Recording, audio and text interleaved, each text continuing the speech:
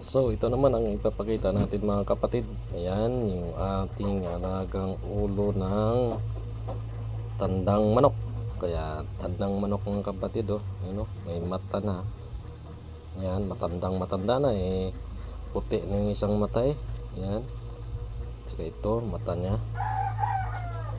Yan yung tandang manok natin. Ayan, ulo. Saka ito naman yung pinakapalong niya, oh. Ayan, oh.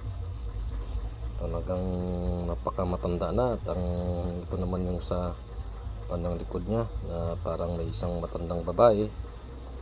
Ayan, may matandang babae din na nakaupo. Ayan. Ayan. At dito naman silipin natin, makita natin ng maayos kung ano bang mga itsura nito. Ayan, mayroon ding isang muka.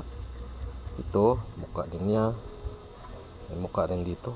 Ayan, iba din siyang muka dito. Ayan. Ayan din, oh. May muka din siya dito. Ayan. Iba nga yung itsura niya mga kapatid. Pero ito ay ulo ng tandang manok. Ayan. Mainam ito sa mga sugalan, sa mga sugal, or mainam din ito sa mga nag-aalaga ng mga manok mga kapatid. Yan po kasi yung gabay niya isa manok.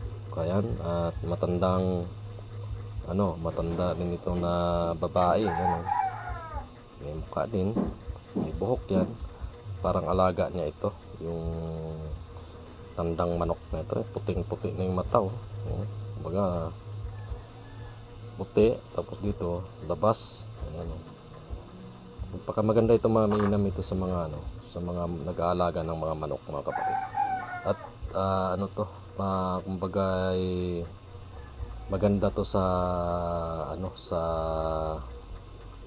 bahay, kasi ang manok, alam naman natin yan, pag may mga tao na pumapasok at mga masamang espiritu, may nagpaparamdam yan at nalalaman nila kung mayroong mga negative enerhiya na pumapasok sa pamamahay mo. Kaya mainam itong proteksyon mga kapatid.